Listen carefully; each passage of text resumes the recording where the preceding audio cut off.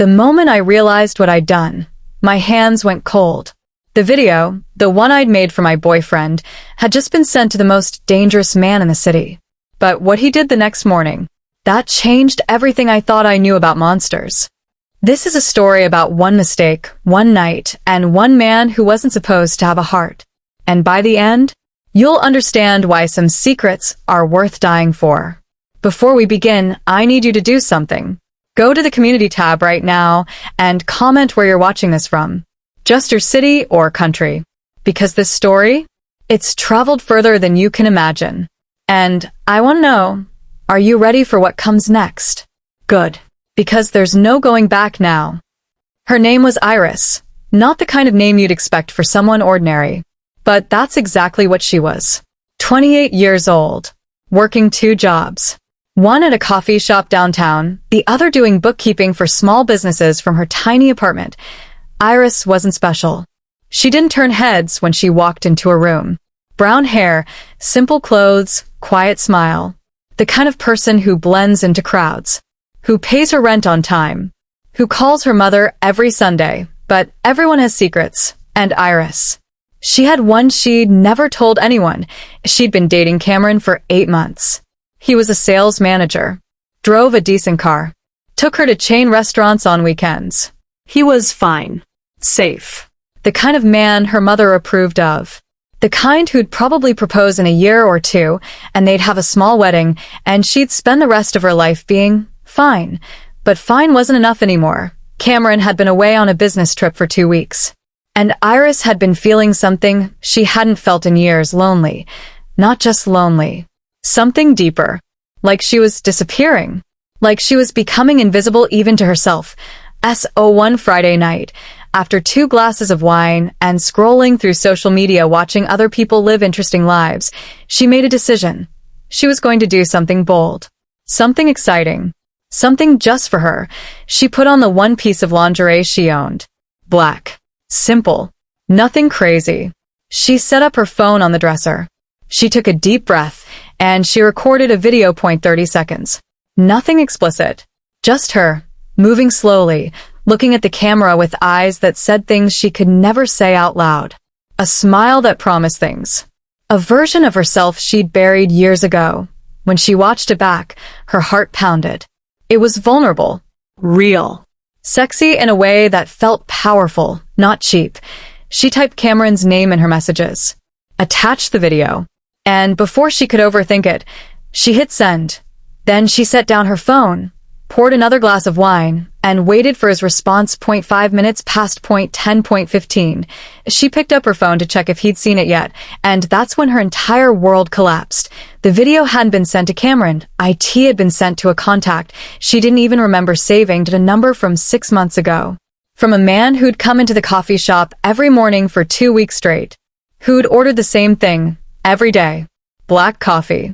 No sugar. Who'd left a business card on the counter one morning with just a phone number and the words, "If you ever need help." She'd saved the number. She didn't know why. Maybe because he'd been kind. Maybe because he'd looked at her like she was real, not invisible, but she'd never texted him. Never called. Never even thought about him after he stopped coming in until now. Until she'd just sent him that. Iris stared at her phone. Her hands shaking. Her throat tight. And oh no. She clicked on the message thread. The video was there. Sent. Delivered. Read. He'd already seen it. She tried to unsend it, but the option was grayed out. Too late. She tried to delete the message. Nothing. She tried to block the number. Her fingers wouldn't work. All she could do was stare at the screen, and then threats appeared. He was typing. The message came through. You have the wrong number. Delete this. Forget you sent it. And don't ever contact me again. That should have been the end of it, but Iris couldn't stop shaking. Couldn't stop feeling like she'd just made a mistake that would follow her forever. She typed back quickly. I'm so sorry. It was an accident. Please delete it. I didn't mean. The dots appeared again. Then stopped. Then appeared. Then stopped. Finally a message. I said forget it. This conversation never happened. And then nothing. Iris sat on her bed for 3 hours, staring at her phone, feeling like the world had shifted under her feet. She didn't know who he was. Not really. Just a stranger who'd been kind to her once, who'd left a mysterious business card, who'd told her to forget. She tried. She deleted the thread. She poured the rest of the wine down the sink. She changed into pajamas and got into bed, but she couldn't sleep because deep down, in a place she didn't want to admit existed, she felt something she hadn't felt in years, alive. Iris woke up to sunlight streaming through her window. For a moment, she forgot. Then it all came rushing back. The video, the stranger, the mistake. She grabbed her phone. No new messages. No missed calls. Nothing. Maybe he really had deleted it. Maybe it was over. She took a shower, got dressed, and headed to her Saturday morning shift at the coffee shop. The morning rush was brutal. Orders piling up. Customers impatient. Iris moved on autopilot, making lattes and cappuccinos, smiling at people who didn't smile back. By 10 a.m., the crowd thinned. That's when the door opened, and he walked in. Iris looked up from the register, and froze. It was him. The man from 6 months ago. The one who'd left the card. The one she'd accidentally sent the video to. He was tall. 6'3", maybe. Dark hair slicked back. Wearing a suit that probably cost more than her rent. His face was hard, carved from stone, with sharp cheekbones and a jaw that looked like it had never smiled. But his eyes were ocean cold. Gray-blue. The kind of eyes that saw everything and gave nothing back. He walked straight to the counter, straight to her. Iris couldn't breathe. Couldn't move. Couldn't think. He stopped in front of her, looked at her with those cold, unreadable eyes, and said, in a voice like gravel, "Black coffee. No sugar." That was it. And mention of the video. No anger. No mockery. Just an ordered. Iris's hands shook as she grabbed a cup. She could feel his eyes on her. Could feel the weight of his presence like gravity. She made the coffee, hands trembling, heart racing. When she handed it to him, their fingers brushed, just for a second, but it felt like lightning. He took the coffee, dropped $100 bill on the counter, and walked out without another word.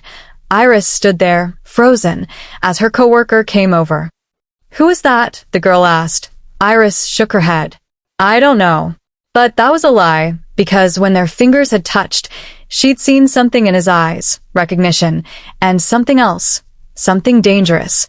The rest of the day passed in a blur.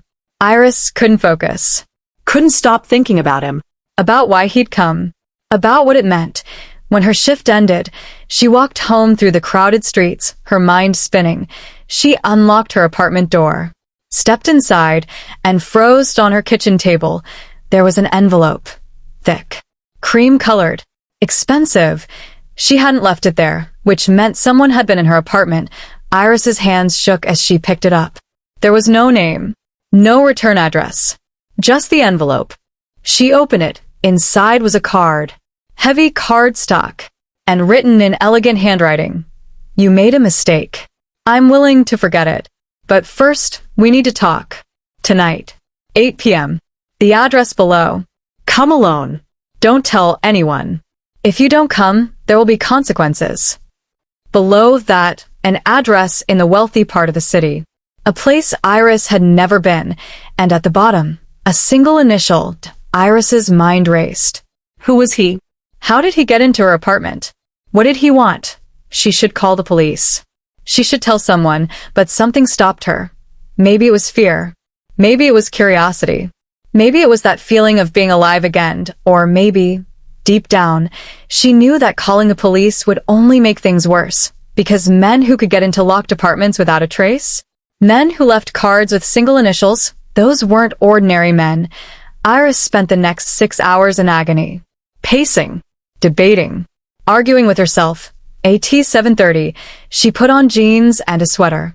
Nothing special. She wasn't trying to impress anyone. At 7:45, she walked out of her building. At 7:58, she stood in front of a massive building in the richest neighborhood she'd ever seen. Glass and steel. A doorman in a suit. Security cameras everywhere. She gave the doorman the address. He nodded, made a phone call, and gestured to the elevator. Penthouse. He's expecting you. The elevator rose. 50 floors. 60. 70. Iris's reflection stared back at her from the mirrored walls. What are you doing? Her reflection seemed to ask. She didn't have an answer. The elevator doors opened. She stepped into a massive penthouse. Floor-to-ceiling windows overlooking the city. Modern furniture. Art on the walls that probably cost more than her life. And standing by the window, looking out at the city lights, was him. He turned when she entered. Those cold eyes.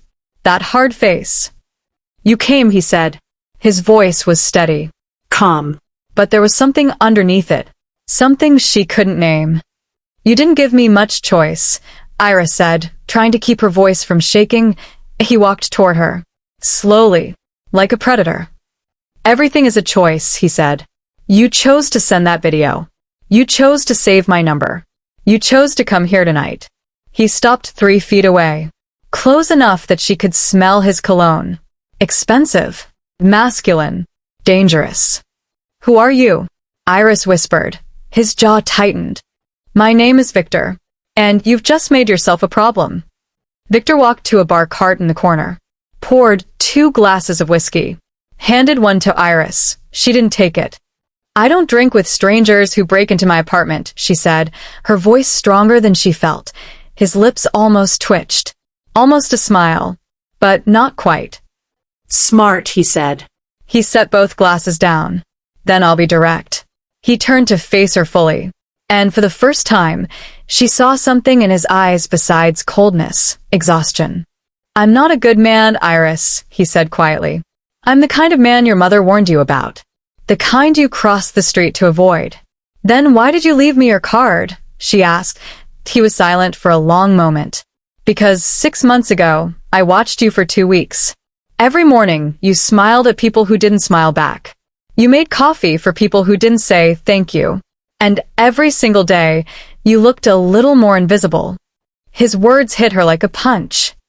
I left you that card because I thought, maybe one day you'd need help. And if you did, I wanted you to have a way out. A way out of what? Life, he said simply. The kind of life that makes you disappear. Iris felt tears prick her eyes. She blinked them back. So why am I here? She asked. Why the threatening letter? Why all of this? Victor's jaw clenched. Because the video you sent me? It didn't just go to my phone. My phones are monitored. By people who work for me. By people who want to destroy me. By people who would use anything, anyone as leverage. The blood drained from Iris's face. What are you saying? I'm saying that as of last night, you became a target. My enemies know about you. They know you sent me something personal. They'll assume you're important to me, and they'll come for you. But I'm not important to you, Iris said, her voice rising. I'm nobody. You're not nobody, Victor said, his voice sharp. Not anymore. He stepped closer. So close she could see flecks of silver in his gray eyes. I have 2 choices. I can eliminate the problem. Make you disappear. Ensure my enemies have nothing to use against me. Iris's breath caught. Or, she whispered. Or, I can protect you. Keep you close. Make sure they never get to you. Why would you do that? Iris asked. You don't know me. You don't owe me anything. Victor looked at her for a long moment. And for the first time, his mask cracked. Just a little. Because 6 months ago, I watched you choose kindness every single day in a world that didn't deserve it. And yesterday, you made a mistake that could cost you your life. And I'm tired of watching innocent people pay for my sins. Iris felt something crack inside her chest. This dangerous man. This criminal. This stranger. He'd seen her when no one else had. What do you need me to do? She asked quietly. Victor's expression hardened again. Move in here. Temporarily. Let my people protect you. Stay off the grid until I can neutralize the threat. For how long? I don't know. A week. A month. However long it takes. Iris thought about her apartment. Her jobs. Her life. Her boring, invisible, safe life. And then she thought about what he'd said. You looked a little more invisible every day. Okay, she said. I'll stay. Victor nodded. There are rules. You don't leave without security. You don't contact anyone from your old life. You don't ask questions about my business. What is your business? Iris asked, even though she already knew. Victor's smile was cold. Nothing you want to know about. That night, Iris lay in a guest room that was bigger than her entire apartment. She stared at the ceiling. Her phone was gone. Victor had taken it. Too easy to track, he'd said. She was a prisoner. A guest. A problem. But as she lay there in the darkness, she couldn't shake the feeling that her life had just begun. The first week was strange. Iris woke up every morning in a room fit for royalty. A woman named Simone brought her breakfast. A man named Cade stood outside her door at all times. Security, Victor had said. Victor himself was a ghost. She'd see him in passing. In the hallway. On the balcony at midnight, smoking a cigarette and staring at the city like it owed him answers. They barely spoke, but she felt him. Always. Like gravity. One afternoon, Iris was reading on the couch when Victor came home early. His suit was disheveled. His knuckles were bruised. He saw her looking. Business meeting, he said flatly. That kind of business, Iris said quietly. He poured himself a drink, downed it, poured another. You don't have to stay here, he said, his back to her. If you want to leave, I'll arrange protection from a distance. You don't have to be in this world. What if I want to be? Iris asked. Victor turned, looked at her with those cold eyes. Why would you want that? Because for the first time in years, I don't feel invisible, she said. Her voice steady, honest, raw. Victor stared at her for a long moment. Then he walked over, sat down across from her. Close, but not touching. You should feel invisible here, he said quietly. This world, it eats people like you alive. People like me? Good people. Kind people. People who still believe the world can be better. Iris met his eyes. What if I believe you can be better? Victor looked away. You don't know me, he said, his voice rough. Then let me, Iris said, and for the first time, she saw fear in his eyes that night. Victor did something he'd never done before. He told her the truth. They sat on the balcony. The city stretched out below them like a blanket of stars.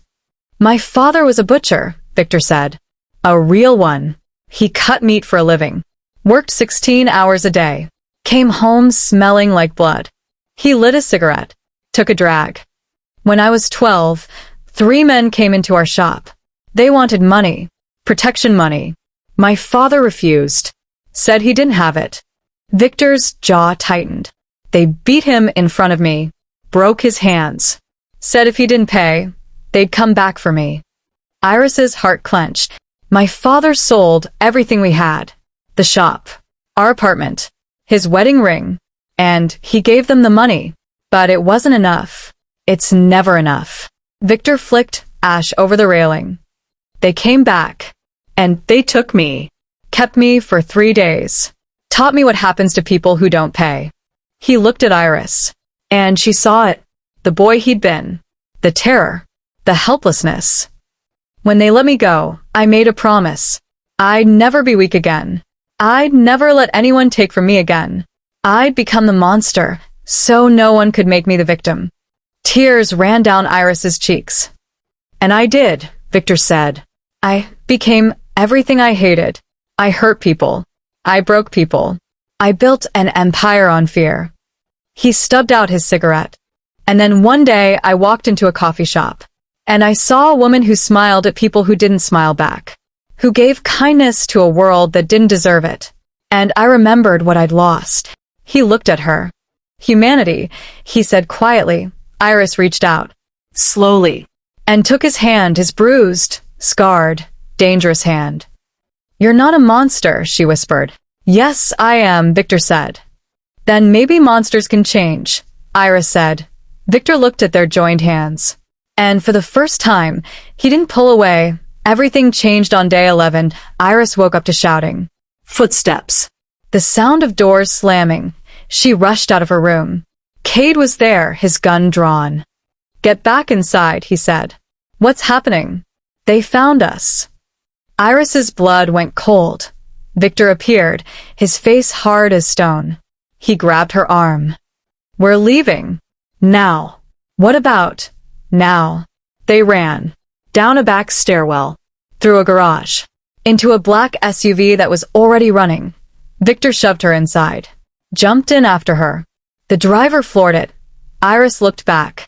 Through the rear window, she saw men in suits. Guns. Chaos. Who are they? She gasped. The Antonov family, Victor said, his voice tight. My biggest rival. They've been trying to take me down for years. Why now? Victor looked at her, and she saw guilt flash across his face. Because they know about you. The SUV sped through the city, changed directions, took side streets. Finally, they pulled into an abandoned warehouse. Victor pulled Iris out. Cade and 2 other men flanked them. We're safe here, Victor said. For now. For how long? Iris asked. Long enough to figure out a plan. But before Victor could say more, his phone rang. He looked at the screen. His face went white. What? Iris asked. Victor answered. Put it on speaker. A voice came through. Smooth. Accented. Amused. Hello, Victor. Mikhail. Victor said, his voice ice. I have to hand it to you, Mikhail said. You hit her well, but not well enough. What do you want? You know what I want. Your territory. Your people. Your empire. And now, I have leverage. Iris's heart stopped. You don't have her, Victor said. Oh, but I do, Mikhail said. Check your phone. Victor pulled the phone away, opened a message, and his face went pale.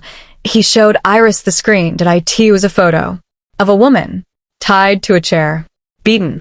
Terrified, Iris's stomach dropped, because the woman looked exactly like her. That's not me, Iris whispered. I know, Victor said quietly. Then who?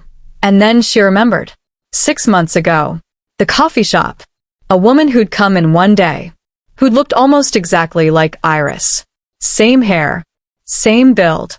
Same eyes. A woman who'd asked for a job application. A woman Iris had smiled at and helped. Her name is Chloe, Victor said quietly. I had my people check on everyone you'd been in contact with. She was flagged as a possible threat. I had her moved to a safe house. And now they have her, Iris said, horror filling her voice. Because they think she's you, Victor said. Mikhail's voice came through the phone again. You have 24 hours, Victor. Bring me everything. Your accounts. Your territory. Your loyalty. Or I kill her. One piece at a time. The line went dead. Iris looked at Victor. And saw something she'd never seen before. Panic. We have to save her, Iris said. It's a trap, Victor said. He knows I'll come. He'll have 50 men. Maybe more. It's suicide. Then don't go, Iris said. Give him what he wants. Victor looked at her like she'd slapped him. I don't surrender, he said. Then she dies, Iris said, her voice breaking. An innocent woman. Because of me. Because of a stupid video I sent by accident. Victor turned away. His fists clenched. There has to be another way, he said, and that's when Iris made a decision. There is, she said quietly. Victor turned. What? You give him me, Iris said. The real me. No, Victor said immediately. It's the only way, Iris said. You bring me in. Tell him you'll trade. Me for her. He lets Chloe go, and he gets what he really wants. He'll kill you, Victor said, his voice raw. Maybe, Iris said. Or maybe he'll use me as leverage. Either way, an innocent woman doesn't die because of my mistake. Victor stepped forward, grabbed her arms, his eyes blazing. I won't let you do this, he said. You don't have a choice, Iris said. Because if you don't, I'll turn myself in anyway. I'll walk right up to his door. Victor stared at her, and she saw something break in his eyes. Why, he whispered. Why would you do this? Iris reached up, touched his face. The first time she'd ever done it. Because you showed me what it means to be seen, she said softly. And I won't let someone else become invisible because of me. Victor closed his eyes, leaned into her touch, and in that moment, Iris knew he loved her, and she loved him, and it was going to destroy them both. The meeting was set for midnight. An abandoned factory on the edge of the city. Victor rode in silence. Iris beside him. Cade and 5 other men in vehicles behind them. When we get there, Victor said quietly, "Stay behind me. Don't speak unless I tell you to. And if I tell you to run, you run." "I'm not running," Iris said. "You will if I tell you to," Victor said, his voice hard. They pulled up to the factory. Floodlights. Armed men everywhere. At least 40. Mikhail stood in the center. Tall. Blonde. Smiling. Behind him, tied to a chair, was Chloe. Bruised. Bleeding, but alive. Victor got out of the car. Iris followed. Mikhail's smile widened. "Victor, and you brought her. The real her this time, I assume?" "Let the girl go," Victor said. "This is between us." "Oh, but she's part of it now," Mikhail said. He walked over to Chloe, ran a finger down her cheek. She flinched. Iris stepped forward. "Please," she said. "She has nothing to do with this. Let her go. Take me instead." Mikhail looked at Iris. Really looked at her. "So brave," he said. "I can see why he likes you." He walked toward Iris. Circled her like a shark. "Tell me," he said. "What's so special about you? Why would Victor risk everything for one ordinary woman?" "I don't know," Iris said honestly. Mikhail laughed. "Neither do I." He looked at Victor. "So here's what's going to happen. You're going to give me everything. Your territory, your accounts, your empire. And in return, I'll let both of them live. And if I refuse," Victor asked. Mikhail pulled out a gun, pressed it to Chloe's head. "Then I start with her." Iris's heart stopped. Victor stood perfectly still, his face carved from stone. "Fine," he said quietly. "You win." Mikhail's smile was triumphant. "I knew you'd see reason." Victor reached into his jacket, pulled out a flash drive. "Everything you want," he said. "Offshore accounts, territory maps, contact lists. It's all here." He held it up. Mikhail gestured. One of his men came forward to take it, but before he could reach Victor, Iris did something no one expected. She grabbed the gun from Victor's holster and pointed it at herself. "Iris, no," Victor started. "Let her go," Iris said, her voice steady as she pressed the gun to her own temple. "Let Chloe go, or I pull this trigger. And you get nothing." Mikhail's eyes widened. Then he laughed. "You're bluffing." "Try me," Iris said. And in that moment, everyone in that factory saw it. The invisible woman was gone, and her place was someone who'd found something worth dying for. Mikhail studied her, then sighed. "You know what? I believe you." He gestured to his men. "Cut her loose." They cut Chloe's bonds. She collapsed. Cade rushed forward, caught her, pulled her back. "Now," Mikhail said, "put the gun down." Iris didn't move. "The flash drive first," she said. Victor stepped forward, placed it on the ground between them. Mikhail picked it up, looked at it, smiled. "Pleasure doing business with you, Victor." And then everything went to hell. The flash drive exploded in Mikhail's hand. Not enough to kill, just enough to stun. Victor moved. Fast. Disarmed the nearest guard. Fired. Once. Twice. His men poured in from the shadows. Gunfire erupted. Victor grabbed Iris, pulled her down, covered her body with his. "I told you to run," he shouted over the chaos. "And I told you I wouldn't," she shouted back. Victor looked at her. And despite everything, the bullets, the screaming, the danger, he smiled, a real smile.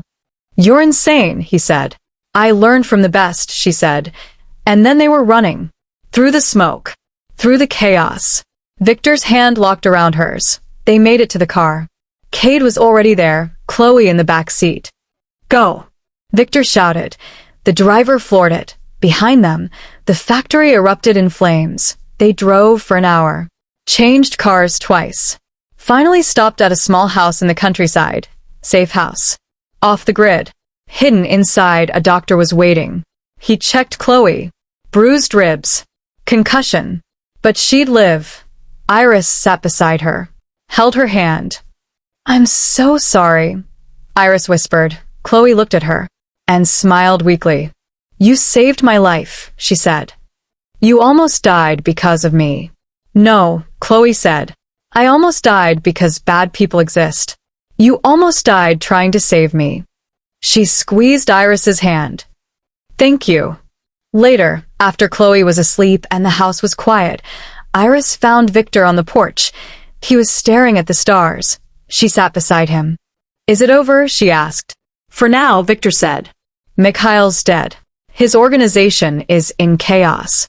It'll take them months to regroup. And then we'll deal with it," Victor said. He looked at her. "You put a gun to your head tonight," he said quietly. "For a stranger." "She wasn't a stranger," Iris said. "She was someone who needed help." Victor shook his head slowly.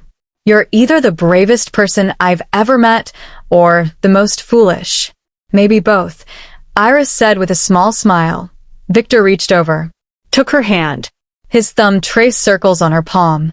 "I can't give you a normal life," he said. "I can't promise you safety. I can't promise you peace." "I don't want normal," Iris said. "Normal is being invisible.